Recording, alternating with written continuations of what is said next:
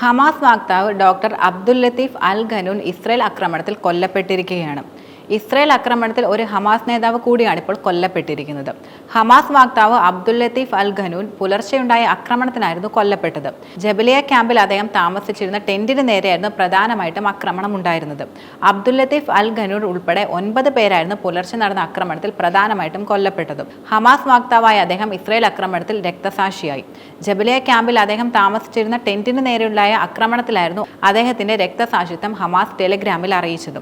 വെടിനിർത്തൽ കാലാവധി അവസാനിച്ചതിന് പിന്നാലെ തന്നെ ഗാസയിൽ തലങ്ങും വിലങ്ങും ആക്രമണം നടത്തുകയാണ് ഇസ്രായേൽ ഇപ്പോഴും. പിഞ്ചു കുഞ്ഞുങ്ങളും സ്ത്രീകളും ഉൾപ്പെടെ നിരവധി പേരാണ് ഈ ആക്രമണങ്ങളിൽ പ്രധാനമായിട്ടും കൊല്ലപ്പെടുന്നത്. ആക്രമണത്തിൽ ഒരാഴ്ചക്കിടെ നിരവധി നേതാക്കളെയും ഹമാസിന് നഷ്ടമായിട്ടുണ്ട്.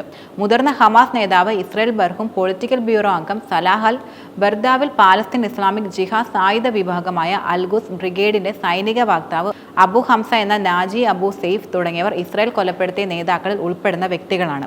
നാസർ ആശുപത്രിയിൽ ചികിത്സയിലിരിക്കെയാണ് ഇസ്രായേൽ ബർഹൂം മരണപ്പെടുന്നത്. പരിമിത സൗകര്യങ്ങളിൽ പ്രവർത്തിച്ചു വരികയായിരുന്ന ആശുപത്രി സയനിസ്റ്റ് സേന ബോംബിട്ട് തകർക്കുകയായിരുന്നു ചെയ്തത്. ഹമാസ് പൊളിറ്റിക്കൽ ബ്യൂറോ അംഗം സലാഹ് അൽ ബർദാവിലിനെ കൊലപ്പെടുത്തി മണിക്കൂറുകൾക്കകമായിരുന്നു ഈ ആക്രമണം നടന്നത്. ബർദാവിലിനൊപ്പം അദ്ദേഹത്തിന്റെ ഭാര്യയും കൊല്ലപ്പെടുകയുണ്ടായി.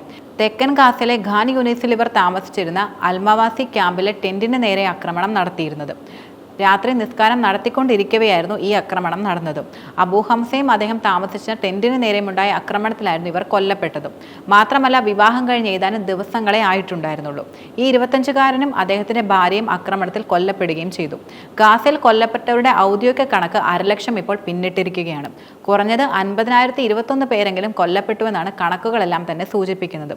1,13,274 പേർക്ക് പരിക്കേറ്റിട്ടുണ്ടെന്നും കണക്കുകൾ വെളിപ്പെടുത്തുന്നുണ്ട്. പക്ഷേ ശരിയായ മരണനിരക്ക് 61,700 വരുമെന്നും ഔദ്യോഗിക റിപ്പോർട്ട് പ്രധാനമായിട്ടും ചൂണ്ടിക്കാട്ടുന്നത്.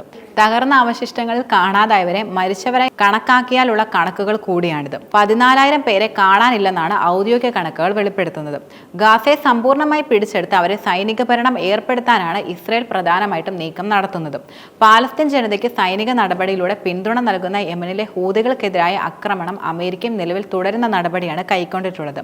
അതേസമയം തന്നെ ഇസ്രായേൽ നരവേട്ടയ്ക്കെതിരായ പ്രതിഷേധം വളരെയധികം ശക്തമാണ്. 17,000 കുഞ്ഞുങ്ങളെയാണ് ഇസ്രായേൽ അവരുടെ ആക്രമണത്തിൽ കൊന്നൊടുക്കിയത്. 17,000-ഓളം എന്നത് സയനിസ്റ്റ് ഭീകരസേന ഗാസയിൽ കൊന്നൊടുക്കിയ കുഞ്ഞുങ്ങളുടെ യഥാർത്ഥ എണ്ണം കൂടിയാണ്.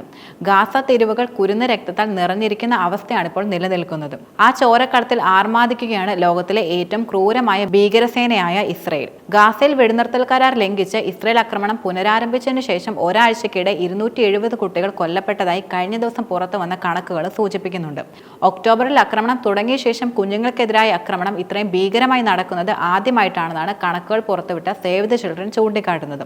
ഗാസയിൽ ഇസ്രായേൽ സൈന്യം നിഷ്കരണം കൊന്നു തള്ളിയവരുടെ എണ്ണം 50,000 ഇപ്പോൾ കടന്നിരിക്കുന്നത്. 2023 ഒക്ടോബർ മുതൽ നടത്തുന്ന കൂട്ടക്കുരുതികളിൽ ഇന്നലെ വരെ 50,021 പേർ കൊല്ലപ്പെട്ടതായിട്ടാണ് ഗാസ ആരോഗ്യ മന്ത്രാലയം അവസാനം പുറത്തുവിട്ട കണക്കുകളും സൂചിപ്പിക്കുന്നത്. മാത്രമല്ല, 1,13,274 പേർക്ക് പരിക്കേൽക്കുകയും ചെയ്തു. രജിസ്റ്റർ ചെയ്ത മരണങ്ങളുടെ കണക്കുകൾ മാത്രമാണിത്. രജിസ്റ്റർ ചെയ്യാത്ത മരണങ്ങൾ കൂടി കിട്ടുമ്പോൾ ഈ സംഖ്യ ഇനിയും വർദ്ധിക്കുവാനാണ് സാധ്യതകളും. 11,000-ഓളം പേരെ കാണാതാവുകയും ചെയ്തിട്ടുണ്ട്. ഒന്നാംഘട്ട വെടിനിർത്തൽ അവസാനിച്ചതിന് തൊട്ടു പിന്നാലെ ഗാസയ്ക്ക് നേരെ കനത്ത ആക്രമണങ്ങളായിരുന്നു ഇസ്രായേൽ കൂടുതലും നടത്തിവരുന്നത്.